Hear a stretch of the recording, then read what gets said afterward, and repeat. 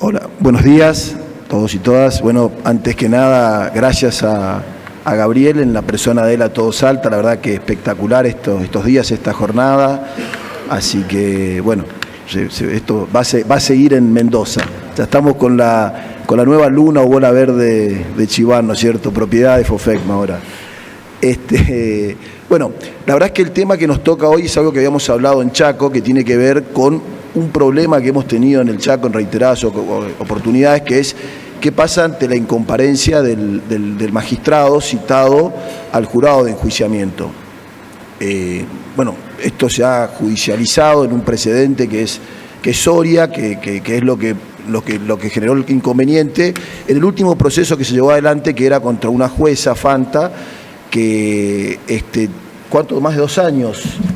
Fueron 2 años. Ella fue suspendida en el cargo en agosto del 2023 y se pudo llevar adelante el juicio recién en marzo de este año 2025 y fue destituida el 29 de abril de este año. Fueron 2 años difíciles de traerla a juicio. Para nosotros son 20 minutos porque vamos en dueto, así que, bueno, el tema es que cuando me tocó asumir el Consejo de la Magistratura en noviembre, venía este jury ya demorado con este planteo y, bueno, a partir de ahí fue la cuestión se planteaba la disyuntiva si se hacía el juicio en ausencia, que está previsto en el artículo 20 de la ley nuestra, o qué hacíamos. Y por esto un poco esto de lo que tiene que ver con el precedente de la causa Soria del 20, la sentencia está mala en realidad, la sentencia 271, pero no del 2026. Esto tiene que ver con la aplicación de la inteligencia artificial, que a veces no es tan inteligente. El caso se inició, el precedente Soria, del que está hablando el doctor, se inició en el 2014 y se lo destituyó en el 2015. Bueno, en ese caso, la pregunta, ¿no es cierto?, que con la ayuda de ChatGPT viene es: ¿puede el jurado de enjuiciamiento continuar el juicio sin que esté la presencia, ¿no es cierto?, del magistrado durante el proceso? Bueno, lo que hizo o lo que resolvió el Superior Tribunal de Justicia del Chaco en ese fallo fue declarar la inconstitucionalidad del artículo 20 de la ley 188, que es la que permitía justamente continuar con el juicio en ausencia, es decir,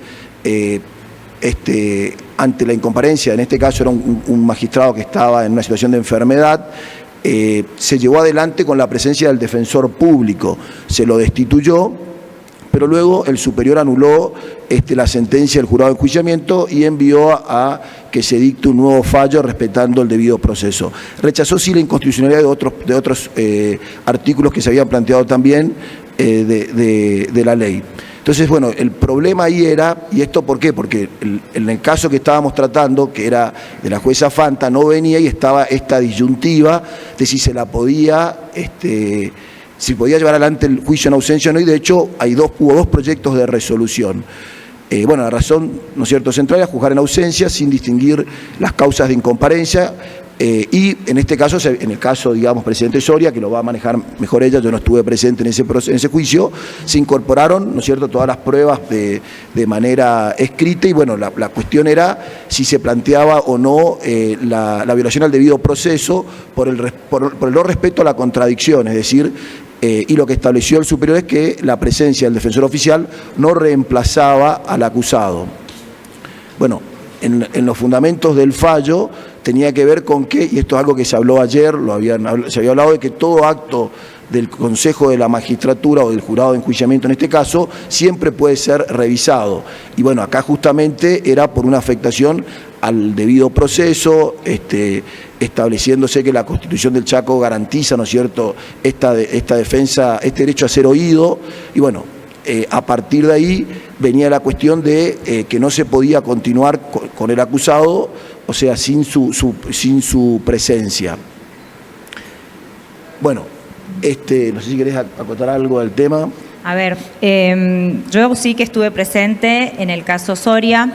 La verdad es que se decidió avanzar, el jurado de enjuiciamiento en ese momento decidió avanzar sin la presencia era un defensor oficial.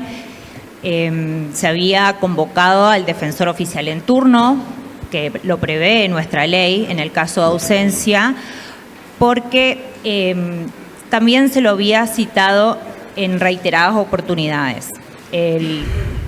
La cuestión acá es que el abogado del defensor Soria, presentó un certificado médico diciendo de que estaba imposibilitado de asistir por cuestiones de salud y sí se podía postergar la audiencia. Ese día decidieron que no, por eso se aplicó el artículo 20. Y yo creo, o sea, esto es una mirada como secretaria, ¿no es cierto?, que creo que el artículo 20 está por algo. Realmente, si hacemos estadísticas, uno se sorprende la cantidad y el rechazo que hay de magistrados o de funcionarios asistir a las audiencias de debate. De los juicios que llevo, más o menos hace 17 años que trabajo en el Consejo de la Magistratura, no hace tanto que soy secretaria del jurado, pero solo 2 magistrados le puedo decir que se presentaron el día que pusimos para la audiencia. Los demás trataron de prorrogar y prorrogar. Y bueno, en el caso de Soria, si vamos a lo que dice, si quieren después les podemos pasar el fallo del superior, hay párrafos donde el superior dice que es esta inconstitucionalidad del artículo 20, que lo declararon, es como para el caso en concreto, pero después en otros párrafos dice que en el caso que lo volvamos a aplicar es como que iba a volver a ser inconstitucional, o sea que es como que habla medio erga omnes.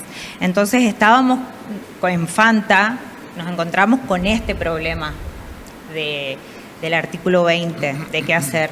Claro, por eso es que, si bien dice que es para el caso concreto, bueno, todos sabemos que es como fue un recurso extraordinario, no fue una acción de inconstitucionalidad, el artículo sigue vigente, o sea, solamente se puede limitar al caso.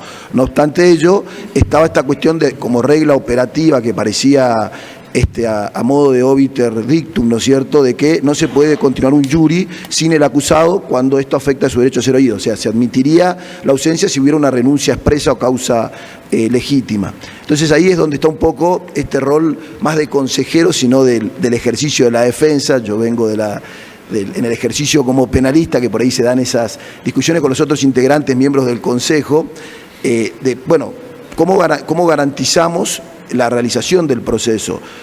Bueno, en el caso de Fanta se venía reprogramando, pero claramente no alcanza con eso, no alcanza con un defensor oficial que lo hemos hecho en el último caso de Fanta, habíamos previsto inclusive con la defensa pública, porque ahí no solo se daba la reticencia de la jueza, de la magistrada, sino también del abogado defensor, que no venía, ponía obstáculos. Y bueno, ¿y qué pasaba con esto? Entonces, a partir de ahí la defensa trataba siempre, ¿no es cierto?, de acreditar el impedimento y venía pidiendo suspensión y reserva del caso y planteando nulidades. Es lo que iba en cuanto a la defensa que llevaba adelante la jueza.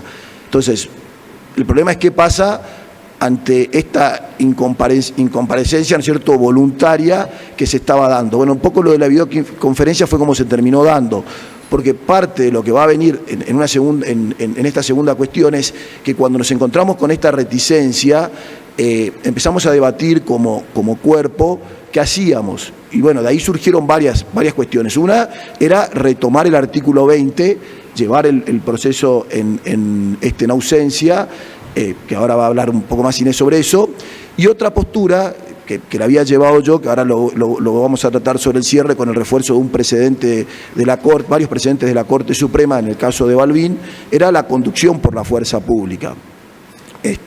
Lo cual por ahí generaba un poco de escozor en el sentido de que decía, no, se trata de una magistrada, y bueno, ahí yo como abogado decía, bueno, pero todos somos iguales ante la ley.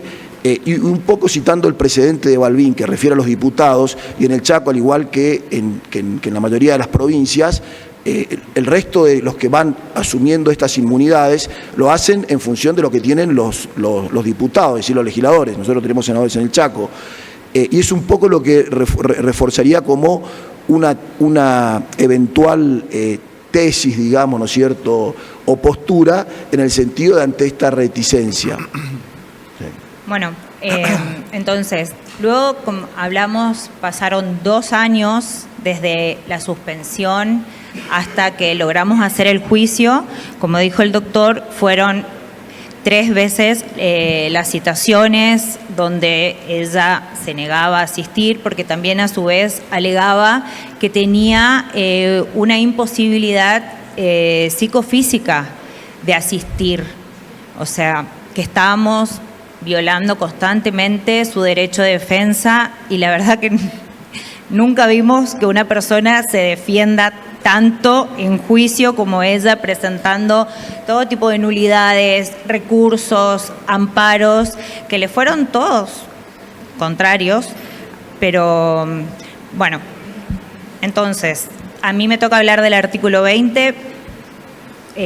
Nos hicimos 2 proyectos para finalmente poder traerla a juicio. Primero era la aplicación estricta del artículo 20, porque yo soy fiel a la ley 33B, que es la ley de jurado de enjuiciamiento, y para mí el artículo 20, o sea, no es para mí, sino que realmente sigue vigente, porque fue declarado inconstitucional en el marco de un recurso extraordinario y no en el marco de una acción declarativa de inconstitucionalidad, que tiene aristas propias, que obviamente uno sabe que el órgano competente es el superior tribunal, al quien se le presenta la acción declarativa de inconstitucionalidad, y es para declarar, como dice, nula una ley, un decreto, una ordenanza.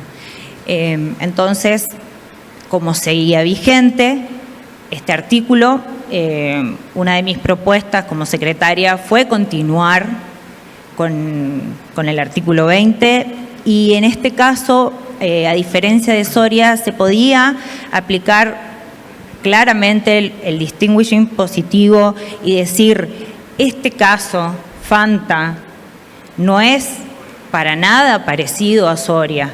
O sea, y teníamos un montón de resoluciones que se había declarado el tema de las nulidades que ella presentaba, recursos, incluso al doctor lo llegó a recusar, recusó a la mayoría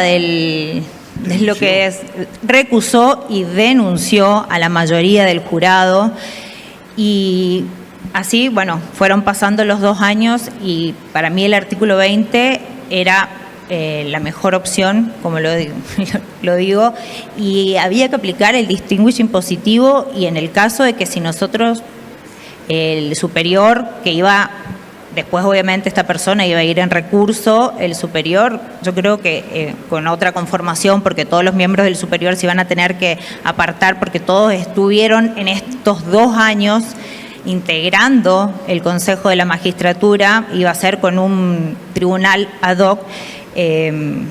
Yo creo que si realmente fundábamos, iba a poder prosperar, y hoy en día podemos seguir aplicando ese artículo 20. Así que... Bueno, yo al irrumpir en el Consejo de la Magistratura como consejero, vengo como decía, del ejercicio de la defensa, entonces siempre me pongo un poco en abogado del diablo. Entonces decía, bueno, esto un poco lo de la checklist, dice, bueno, pero ¿qué va a plantear la defensa, no es cierto? Y bueno, obviamente iba a plantear esto, acreditar causa legítima de inasistencia, no iba a invocar Soria, no iba a invocar el artículo 8.1 de la Convención, el 18 de la Constitución, iba a ser lo que venía siendo reserva. Entonces, ahí se generaba este problema de cómo podíamos evitar una nueva nulidad, ¿no es cierto?, del superior eventualmente, en virtud del artículo 20. Que, como todos sabemos, fue, como bien lo dijo Inés, fue invalidado solo en ese caso concreto. Pero bueno, debíamos asegurarnos la presencia, buscar una alternativa. Y de ahí viene, no sé cómo vamos al otro PowerPoint, ¿cómo hago? Escape, bueno, o sea, escape, vuelta. No, ahí está.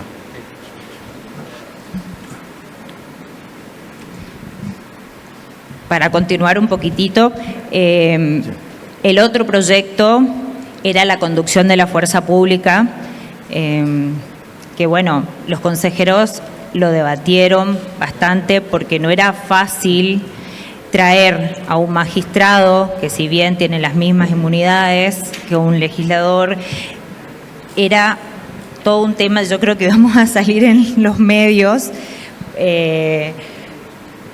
no iba a ser fácil. Entonces, el doctor acá era un fiel creyente de la conducción de la fuerza pública. Es más, dije, votaba en minoría, pero salía a la prensa, obviamente, a decir el voto. Estamos hablando del caso Fanta. Claro. El caso Fanta, de este último caso que nosotros tuvimos, que se logró destituirla en el 29 de abril de este año, que nos llevó 2 años.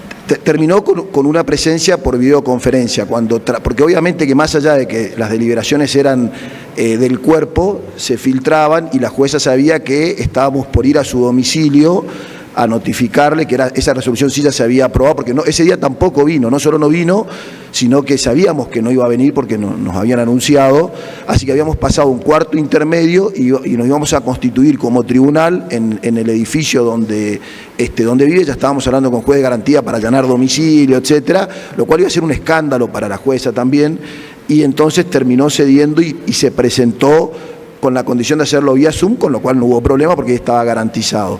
Y el fundamento que habíamos planteado para justamente esta cuestión de la conducción era el precedente de Balbín, el fallo de la Corte del 50, donde el tema central fue justamente el alcance y la suspensión en el caso de desafuero de legisladores. Bueno, todos saben, Ricardo Balbín era legislador nacional, se había dispuesto la suspensión de funciones por parte de la Cámara del Congreso, y luego de esa suspensión empezaron a lloverles varias denuncias. Obviamente esto tenía en su momento connotaciones políticas, ¿no es cierto?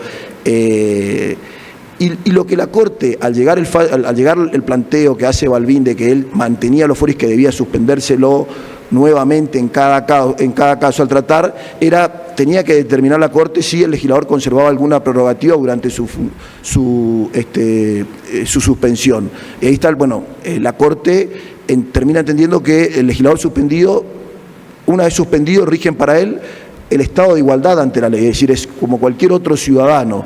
Y dice, la separación efectiva dispuesta por la Cámara se justifica porque el orden público prevalece sobre la gestión legislativa. Y dice, durante el tiempo de suspensión, los actos del legislador se rigen. Eso lo dice justamente en este fallo 217-122.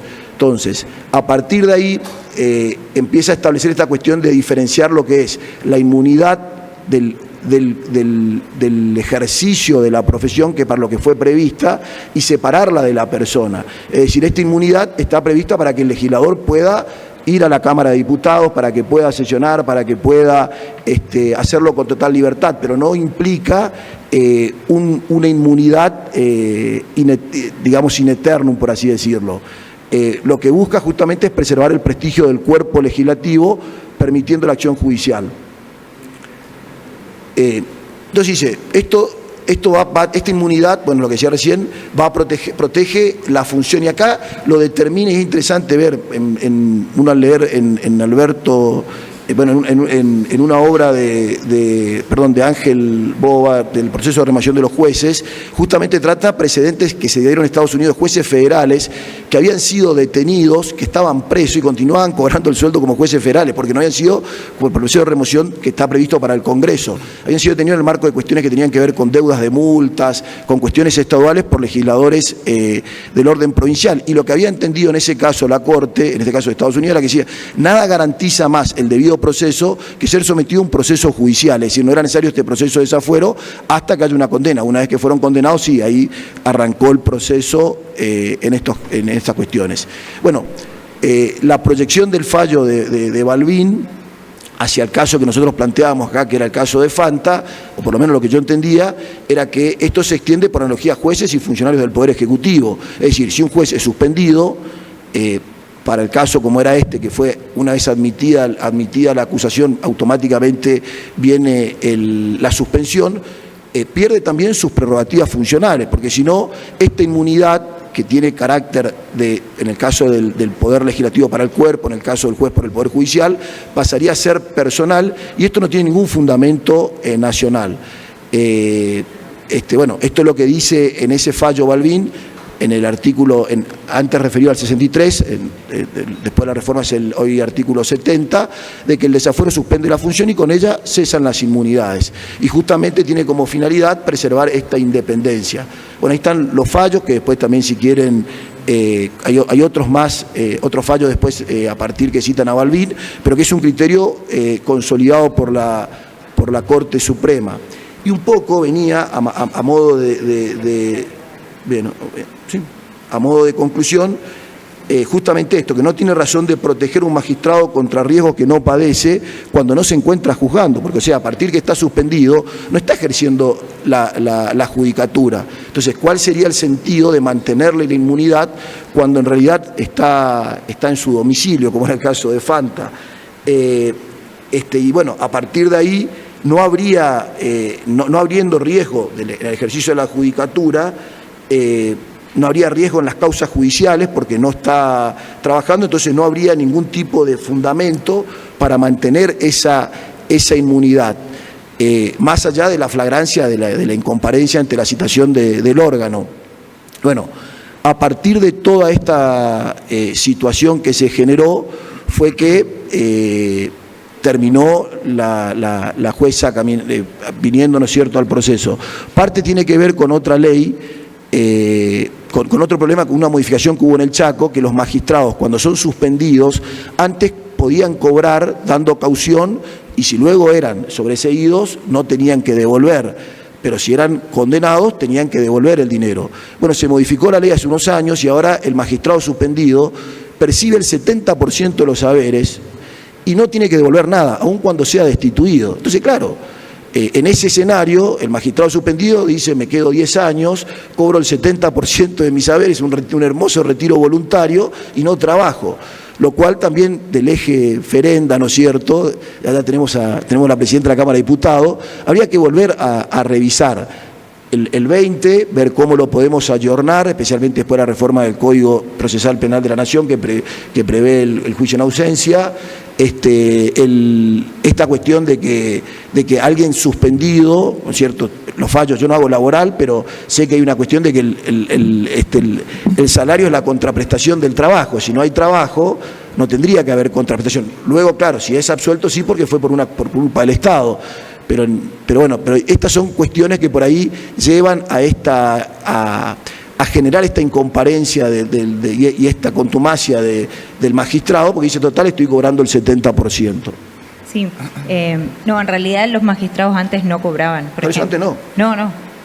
Vos dijiste lo de la caución. Daban caución, sí. Pero no cobraban. Un porcentaje. No, ¿te acordás que Freites no cobró? Claro, no, acá justo esto es un conversatorio, disculpen, entre nosotros. Antes no cobraban, en el 2008 se suspende una magistrada y ahí es cuando surge la ley de este 70%. Y lo gracioso es que el magistrado que fue destituido en el 2002, hoy en día está en funciones, aunque no lo crea, pero todos deben conocer el caso Freites.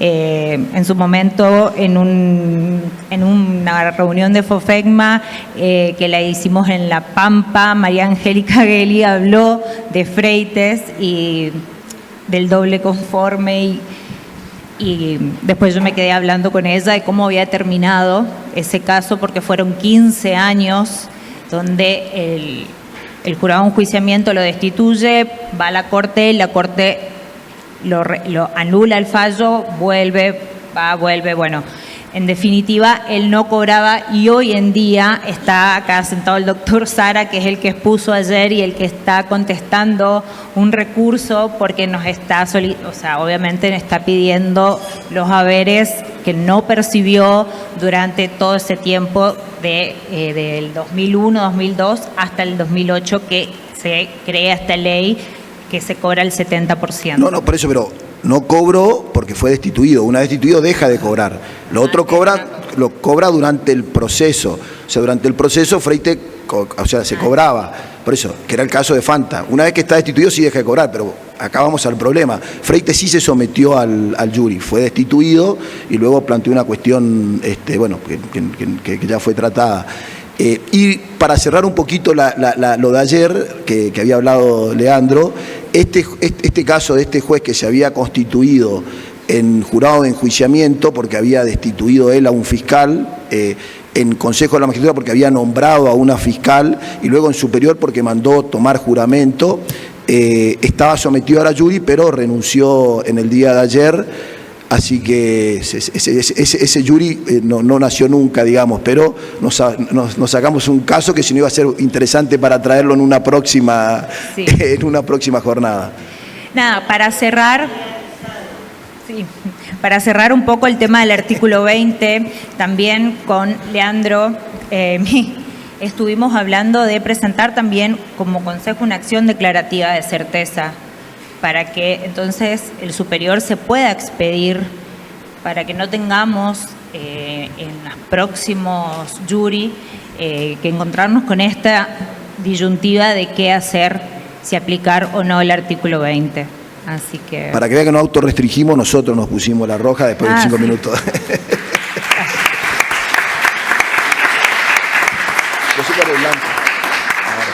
Buenos días a todos, a las autoridades presentes, muchas gracias. A todos quienes nos están visitando hoy desde distintos puntos del país, especialmente a los amigos que vinieron desde Paraguay. Un placer realmente recibirlos en Salta. En las métricas de turismo siempre dicen que los salteños somos especialmente reconocidos por nuestra capacidad de ser buenos anfitriones y nuestra calidez. Ojalá que hayan podido apreciarla. ¿Qué es lo que les propongo? Les propongo un poco hacer un mix entre los temas propuestos por un lado para el módulo de Consejo de la Magistratura, que tenía que ver algo con de inteligencia artificial para los procesos de selección de jueces, y también el tema que trataron recién los amigos de Chaco de la situación de ausencia del acusado en instancias de destitución de magistrados ante jurados de enjuiciamiento. Lo primero que tenemos, hablar un poquito de inteligencia artificial. Se salió la diapositiva, pero bueno. ¿Qué tenemos? En noviembre de 2022 aparece una herramienta, una aplicación que cambió la forma, que dio vuelta a todos, cambió la forma en la cual vivíamos, cómo nos relacionábamos, cómo trabajamos, que es el famoso ChatGPT. Si bien no fue la primera herramienta inventada, por decirlo de alguna manera, de inteligencia artificial, sí fue la que vino a hacerla esta pública y ponerla al alcance de todos, y se generó una suerte de fiebre por la inteligencia artificial y que ha ido cambiando y alterando los distintos aspectos de nuestra vida. ¿Qué aspectos de nuestra vida empezó a cambiar? Por ahí, por ir a lo más grande y vinculado a lo material, las empresas más grandes del mundo, las 7 principales que cotizan en Wall Street, Alphabet, Meta, Nvidia, Microsoft, Apple, seguramente son empresas, ante todo, de inteligencia artificial. No vamos a encontrar ahí empresas que produzcan alimentos, no vamos a encontrar empresas que trabajen con la generación de energía, como podrían ser las petroleras, que en otra época eran las que marcaban el pulso de la economía. Tenemos empresas netamente vinculadas a la tecnología, que significan entre un 30 y un 40% de este índice, como para que tengan noción de la relevancia que tiene esta tecnología y cómo mueve la economía del mundo. Otro aspecto que quizás nos empiece a resultar más cercano de cómo va a alterar y está alterando la inteligencia artificial nuestras vidas, tiene que ver con el futuro del trabajo. Acá sin dudas que ya se nos empieza a hacer algo más cercano, ¿no? Y para graficarlo, he buscado dos frases, 2 ideas que circulan mucho, algunas de ellas quizás ya la han escuchado, y que tiene que ver con esto, con esta idea de que quizás no sea la inteligencia artificial la que te deje sin trabajo, pero probablemente sí lo haga un humano que maneje mejor que vos la inteligencia artificial. Ahí va a estar tu competencia. Y por otro lado, un nuevo paradigma que empieza a trabajarse en estos días, sobre todo en estas grandes empresas tecnológicas en una primera instancia, pero que después va a llegar a otros lugares, por ejemplo el Estado. Al momento de cubrir una vacante, ¿qué es lo que se pide o qué se mide? A ver, vos me venís a pedir acá que necesitas un trabajador para hacer tal tarea. Bueno, primero demostrame que esa función no la puede cumplir una inteligencia artificial. Si vos acreditás esto, recién, por decirlo de alguna manera, el Departamento de Recursos Humanos te va a habilitar la contratación. Este es el impacto que tiene la inteligencia artificial hoy ya en nuestro mundo.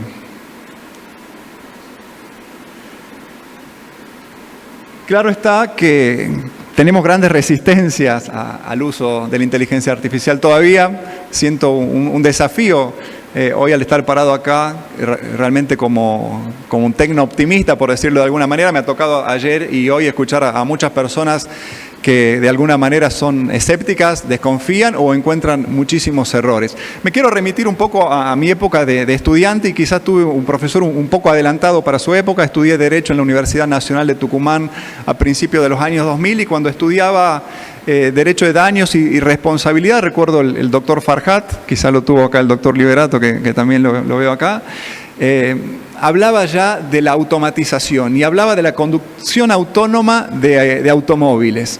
Marcaba por un lado el peligro ya de los algoritmos o cómo definen los algoritmos. Nos ponía un ejemplo, una dicotomía. Por ejemplo, vamos en un auto que podría ser un Tesla de conducción autónoma.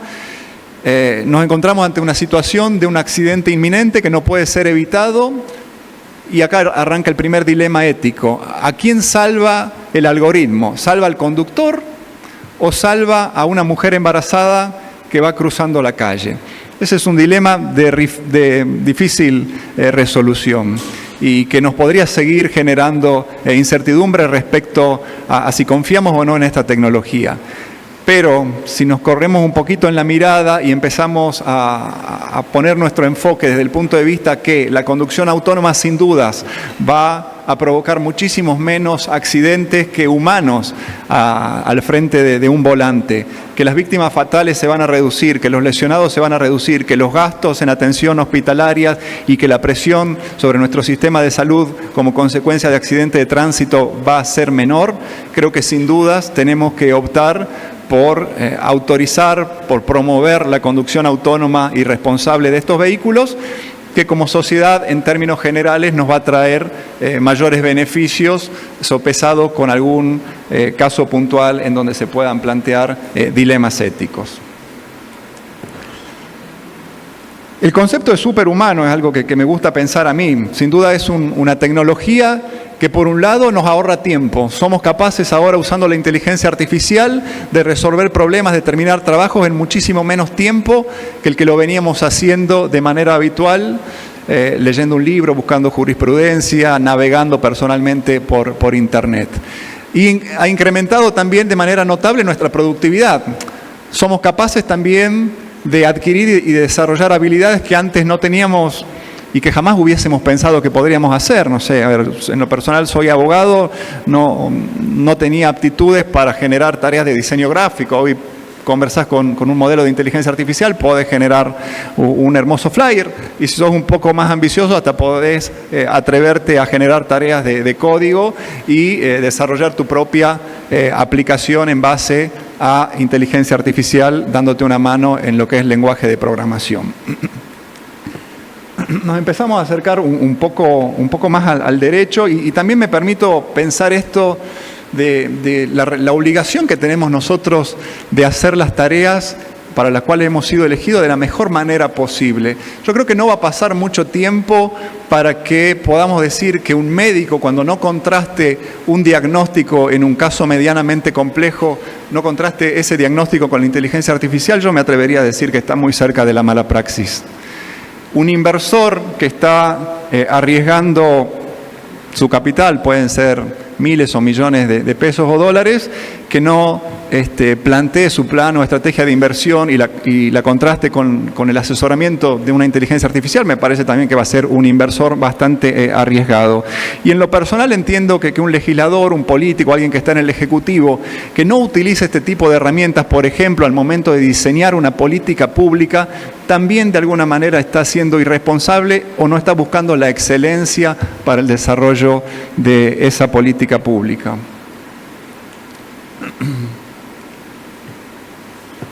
¿Qué cosas se le dan muy bien a la inteligencia artificial? Sobre todo el lenguaje, el texto y la programación. Y acá estamos muy cerca en el derecho, ¿no? ¿Cuánto de lenguaje tiene nuestra profesión? Una profesión que se basa fundamentalmente en interpretar textos, en interpretar leyes y en generar texto, en generar sentencias, en generar resoluciones, en generar proyectos de ley. ¿Cómo no vamos a utilizar esta tecnología en las aptitudes que mejor se le dan? Eso lo planteo un poco como pregunta también, ¿no?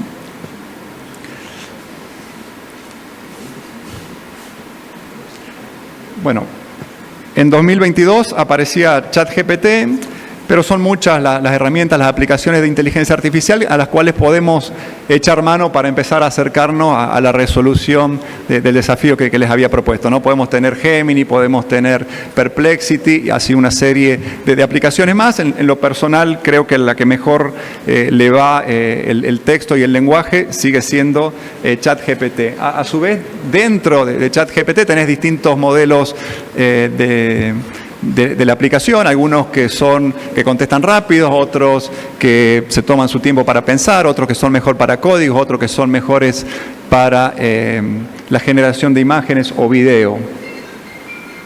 En lo personal me gusta utilizar para este tipo de trabajos una herramienta que ofrece ChatGPT, que es una herramienta de investigación profunda. Esta herramienta realmente puede estar conectada en vivo a Internet, obtener resultados de búsquedas de páginas, que en este caso podríamos proponer que sean, por ejemplo, los portales de las legislaturas, portales de la Corte de Justicia, portales del Ministerio Público, medios de prensa especializados, editoriales, etcétera, que nos permitan recabar información que nos ayuden a buscar la mejor solución. Lo que queremos acá es buscar la mejor solución a la situación de que el acusado, como les tocó en Chaco, no se presente ante un jurado de enjuiciamiento en un proceso de destitución. La respuesta que vamos a tener de la inteligencia artificial va a depender mucho de qué es lo que le pedimos, el contexto. El contexto lo es todo. Si la pregunta, si la exigencia nuestra es un poco vaga y la inteligencia artificial consume mucha energía, está buscando, diríamos que ahorrar energía de manera constante, no se va a esmerar.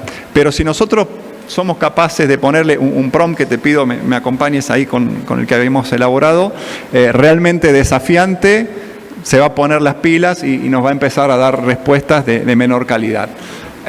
Acá le vamos a mostrar un poco la instrucción, la indicación que le daríamos a la inteligencia artificial para que nos ayude a definir la mejor política pública para resolver esta situación de audiencia, de ausencia del acusado en un proceso de selección de magistrados.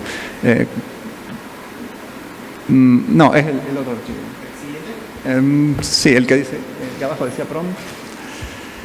Bueno, lo primero que le tenemos que decir es cuál es el rol que debe jugar. Es decir, que la respuesta nos la dé como un abogado, especialista, no es eso. En derecho constitucional y plantearles que lo resuelva como alguien que realmente está metido en la materia sobre la cual le estamos preguntando. Luego le tenemos que dar un objetivo, comentarle qué es lo que queremos que haga. En este caso, plantearle la situación puntual. Sería bueno que podamos encontrar el archivo porque van a ver que realmente es una... ahí está. y te empieza a mostrar una serie realmente exhaustiva de cuestiones que queremos indagar, ¿no? Ahí sí, bueno, realizar un análisis comparado interprovincial que busque jurisprudencia, que busque el derecho comparado, que busque inclusive derecho comparado internacional. Luego que plantee las distintas hipótesis de ausencia del acusado que podrían darse. Podemos tener un acusado que decide estratégicamente no presentarse, no responder el traslado. Podemos tener un acusado que está ante una situación de fuerza mayor que le impide presentarse. Podemos tener un acusado que ha sufrido un accidente, que tiene una enfermedad y presenta un certificado médico. Y así una serie de hipótesis que son necesarias que considere. Le tenemos que pedir también, por ejemplo, que respete las garantías constitucionales. Ahí ven que habla del debido proceso, derecho de defensa, transparencia, seguridad jurídica, legitimidad institucional, una eventual litigiosidad posterior. Que identifique los estándares constitucionales mínimos. La IA debe responder qué no puede hacer, qué no puede hacerse nunca, qué cosas podemos hacer pero con ciertos cuidados y demás. Y le pedimos hasta el tono en el cual queremos que nos conteste. Y ahora sí me gustaría que pasemos al archivo que habíamos puesto antes. Una vez que le pasamos esta instrucción realmente desafiante a la inteligencia artificial, vamos a ver que la respuesta es acorde a la exigencia, ¿no? No sé si es ese el archivo, creo que sí. Como pueden ver, es un archivo de más de 40 páginas que les aseguro que puede tener algún error, pero también nos va a desafiar a analizar, evaluar todas las hipótesis posibles para dar la mejor solución a esta cuestión de la ausencia del acusado ante un proceso de enjuiciamiento en un jury. Por ahí me gustaría que hace un análisis de la legislación de distintas provincias, inclusive de la Corte Interamericana de Derechos Humanos. Había citado cierta jurisprudencia, la saqué por temor a que esté no del todo correcta. Me gustaría que vamos abajo al punto 6, en donde ya vamos a empezar a ver lo que propone la inteligencia artificial como mejor solución a esta situación. Y lo hace claramente resguardando los preceptos constitucionales, analizando nuestra Constitución Nacional, nuestra Constitución Provincial, el bloque de constitucionalidad internacional. Y empieza a buscar, a dar soluciones que están bastante en línea con lo que tenemos, por ejemplo, en Salta. Garantiza el derecho de defensa, establece que ante la no presentación se lo puede declarar en rebeldía, pero que se le puede asignar un defensor oficial, respetando, por supuesto, el artículo 18 de la Constitución Nacional. Y ahí empieza a dar toda una propuesta. Después va un poco más también, más allá, además de dar la propuesta del texto de la ley, se atreve a definirnos un protocolo de actuación para el jurado de enjuiciamiento, para que no se nos pase ni un punto y coma de cómo tienen que ser las notificaciones, cómo deben ser diligenciadas, los tiempos. Es bastante difícil cometer algún tipo de error cuando tenemos este tipo de tecnologías que nos acompañen a evitarlos. Me quedo con algo que también nos propone y como desafío, y que en el final de la exposición los compañeros de Chaco marcaban, ¿no? Se atreve hasta, si se quiere, a cuidarnos políticamente. Plantea la situación de cuando quien está acusado en un proceso de destitución presenta su renuncia. Bueno, la solución que tiene nuestra ley es que ante esa situación el proceso continúa hasta tanto la renuncia no sea aceptada por la autoridad, que en este caso es el Ejecutivo, que tiene la potestad de hacerlo. Pero ahí nos marca también cómo nos exponemos socialmente en esas situaciones y sugiere soluciones. La inteligencia artificial se atreve a sugerirnos que lo óptimo desde el punto de vista ético sería que los procesos, no obstante de alguna manera quedar en abstracto, deban continuar para que la sociedad reciba una respuesta.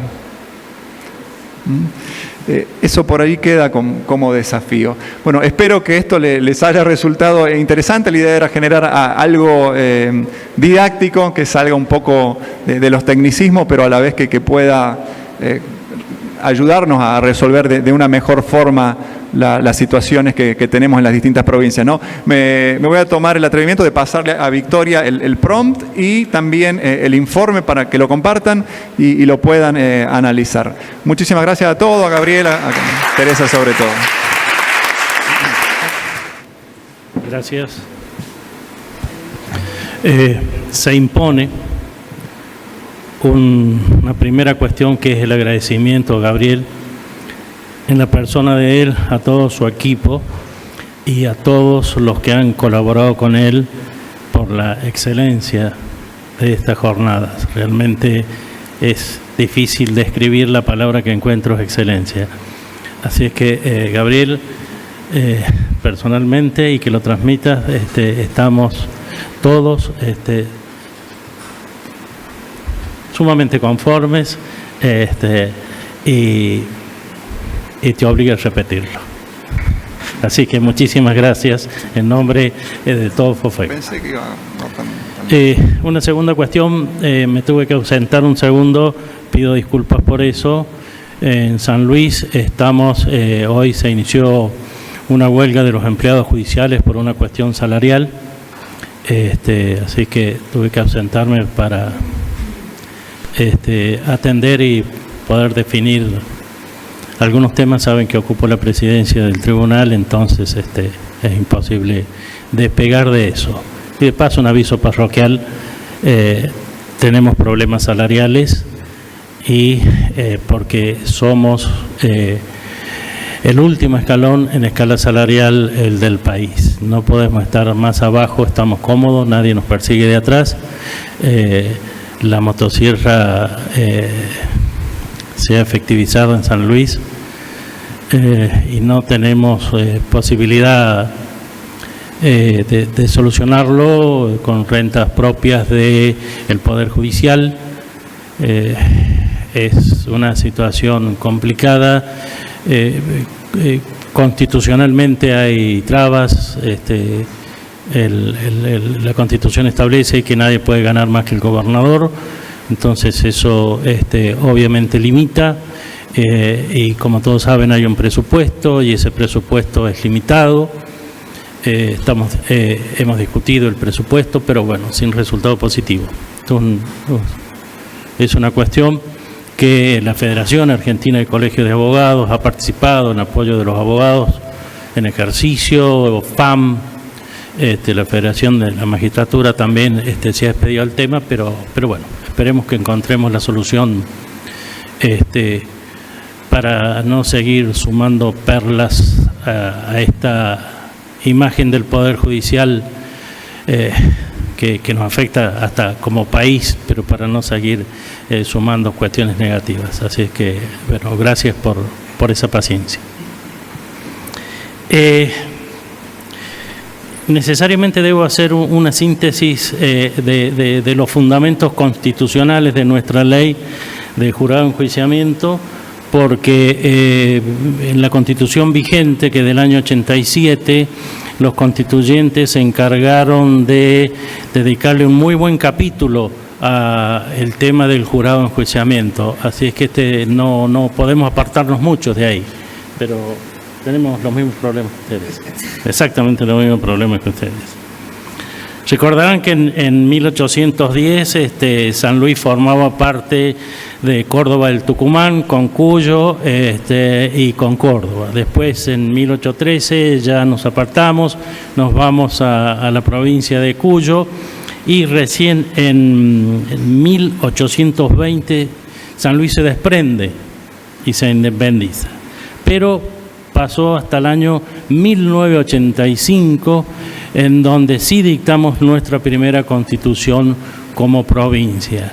Y ahí ya aparece un canon que los constituyentes de la época le dedicaron al enjuiciamiento de magistrados.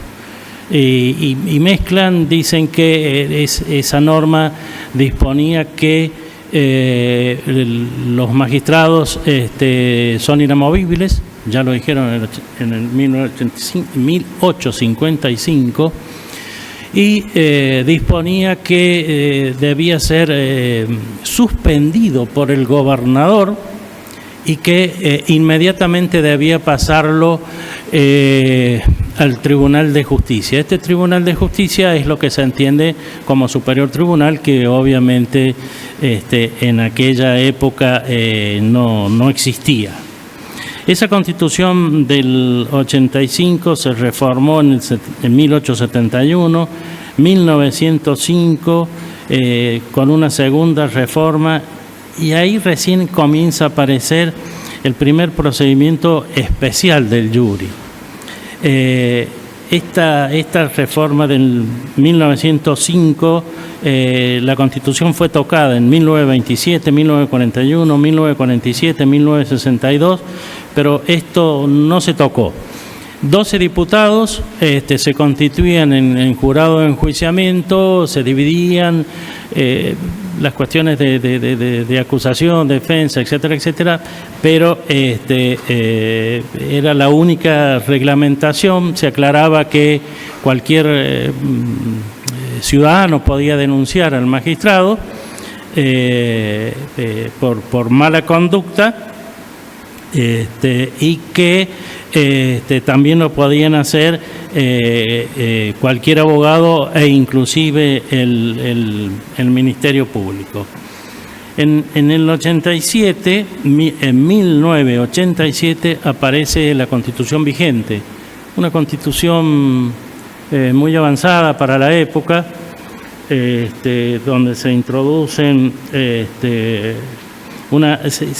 se reforma totalmente la Constitución, y aparecen institutos con aspectos garantistas. Se garantiza la publicidad de los actos de gobierno, se establece la inconstitucionalidad de oficio, la responsabilidad del Estado, que puede ser demandado y embargada sus rentas, establece la obligación de vindicarse, la validez de los nombramientos. Cuando se nombraba algún funcionario que no se cumplía con los requisitos, automáticamente se producía la nulidad. Una norma importante que, vinculado con lo nuestro, es que no se podían allanar estudios profesionales sin la participación previa del colegio que los nucleaba, es decir, hasta se establecía la nulidad de ese allanamiento. Bueno, habeas corpus, el amparo por mora, aparecen cuestiones de medio ambiente, etcétera, etcétera, donde son cuestiones importantes. Pero bueno, como les dije, la Constitución vigente, que le dedicó varios artículos al jurado de enjuiciamiento, por eso me permití hacer esta síntesis, porque realmente le dedicó buen espacio en el texto constitucional. Establece que el jurado de enjuiciamiento lo preside el presidente del Superior Tribunal de Justicia, está integrado por 3 magistrados. San Luis tiene 3 jurisdicciones, entonces todo se maneja por 3.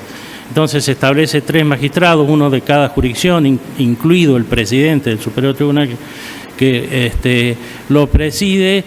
Son integrados por 3 abogados de la matrícula, que son obviamente uno por cada jurisdicción, y estos abogados deben reunir nada más que los requisitos para ser ministro del Superior Tribunal, y también se establece puntualmente que la renovación es anual, que el sorteo se tiene que hacer de manera muy específica. Los sorteos de los magistrados se hace entre los miembros del Superior Tribunal, las cámaras, se hace por acto público. En el caso de los abogados se establece que el sorteo se debe hacer entre la lista de conjueces de los ministros del Superior Tribunal y también obviamente deben tener las calidades para ser ministro del Superior Tribunal. Establece que el cargo de miembro del jurado es honorario, es irrenunciable, se establece excusaciones y recusaciones en la Constitución.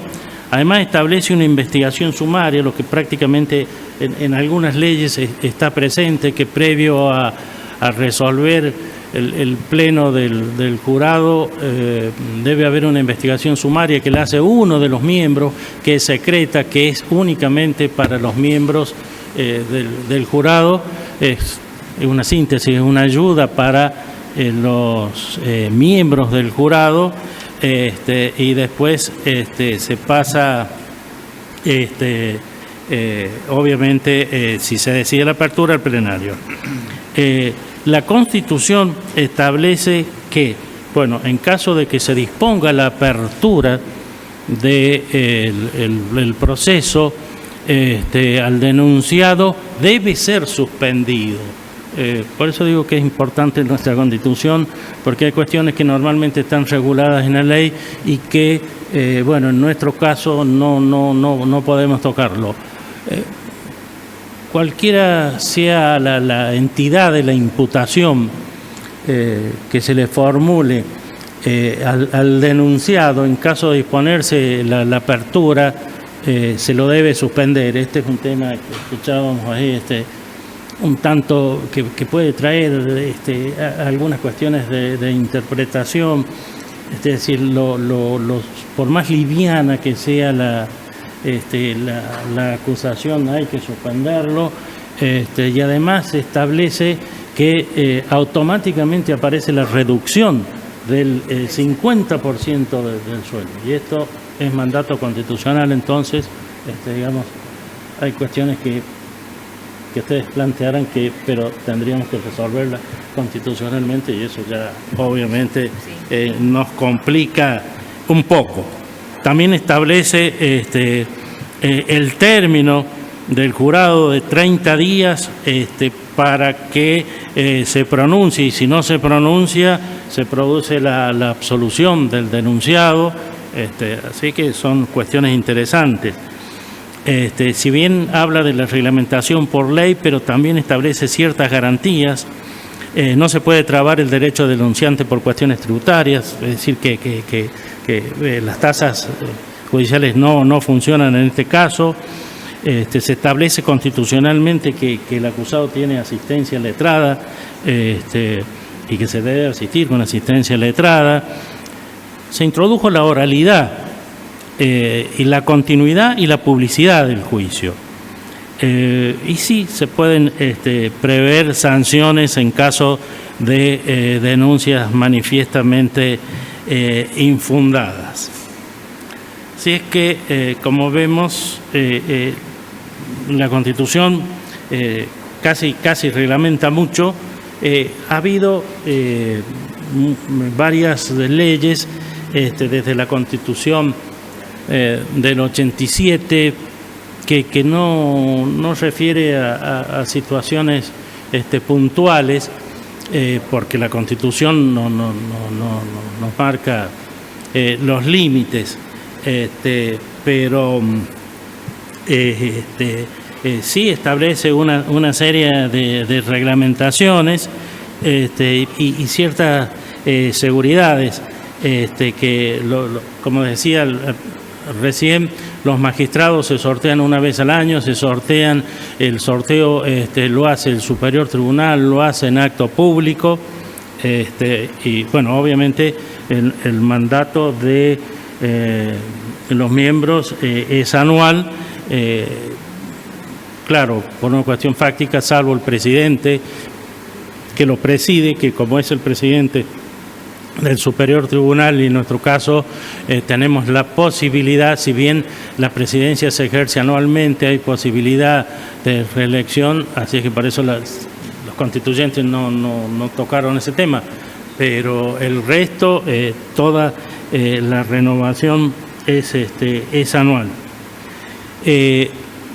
Establece la obligatoriedad de la acusación por parte del procurador general de la provincia, que también es un tema que se ha planteado y es un tema para conversar, si él tiene facultades o posibilidades de no acusar, pero dispuesto por el jurado la apertura, no tiene opciones. Por mandato constitucional él debe acusar, a punto tal que la Constitución establece, para no hacerlo largo, establece sanciones específicas para el procurador y a su vez también lo somete como causal de mal desempeño al jury en caso de que no acuse o dificulte el tema de la acusación.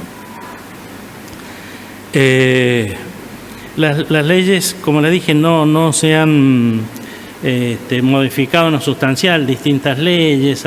Estas modificaciones han tenido una impronta, como toda sanción legislativa, con connotaciones políticas de acuerdo a los distintos momentos políticos de la provincia, pero las modificaciones pasaban fundamentalmente por incluir o excluir expresamente causales de sometimiento al jurado de enjuiciamiento. La actual tiene una larga lista que siempre ha molestado a los magistrados, y, por ejemplo, puede ser sometido por delitos contra la libertad individual, violación de domicilio, secreto, usurpación, violación de deberes funcionarios, violación de sello de documento, cohecho, malversación, negociación incompatible, extorsión, prevaricato. Bueno, es larguísima, hasta si ejerce cargos incompatibles, ejercicio encubierto de la profesión, ineptitud, negligencia demostrada en ejercicio de funciones, desconocimiento excusable y grave del derecho, incumplimiento de los deberes en ese cargo, parcialidad manifiesta. Como ven, la lista es larga y deja abierto mucho a la discrecionalidad del jurado, la entidad y disponer la apertura. Pero ustedes lo tenían en el tema de la incomparecencia en el 20, nosotros lo tenemos en el 39, tenemos un poquito más larga la ley. La incomparecencia de los letrados defensores del acusado o de no postergará ni suspenderá el juicio. En el caso seguirá adelante con la intervención del defensor oficial previsto en el artículo 34, quien al efecto tiene la obligación de asistir a todas las sesiones del juicio oral, es decir, del plenario.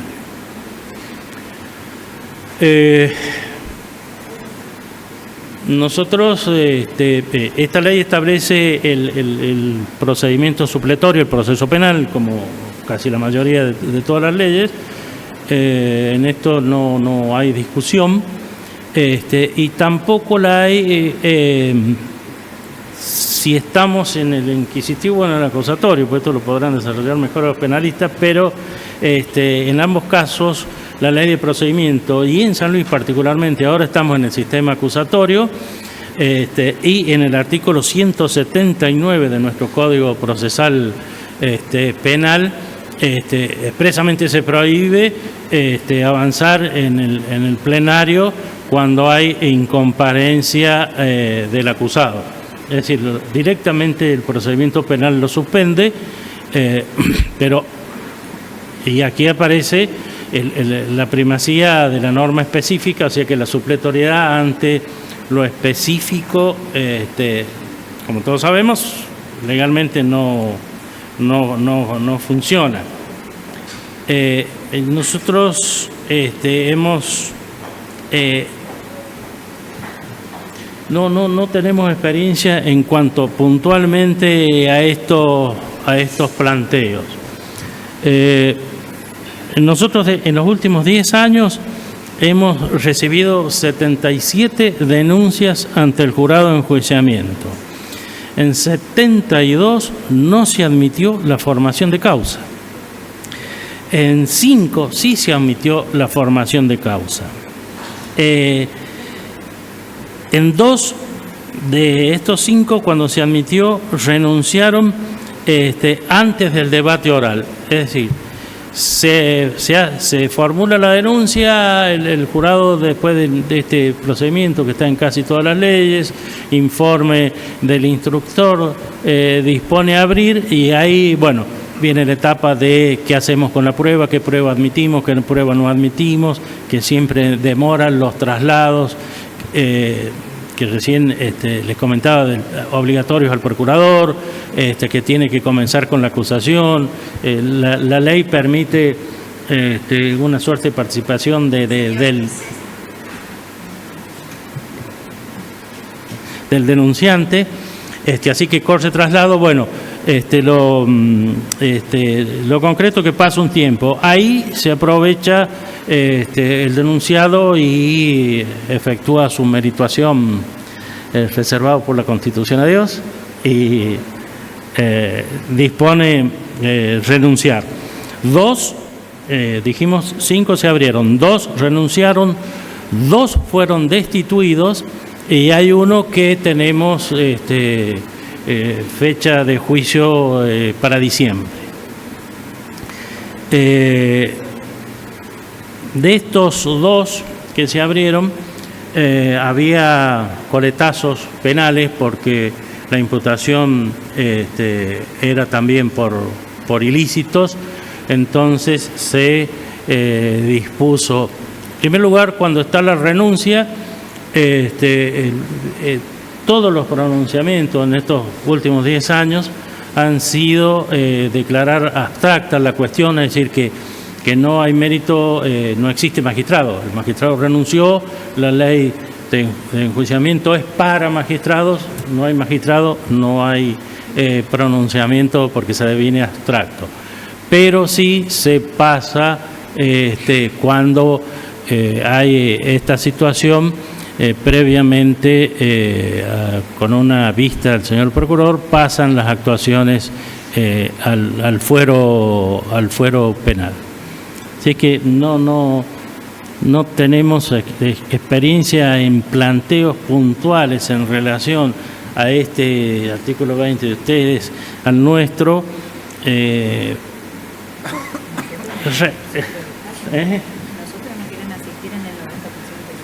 Claro,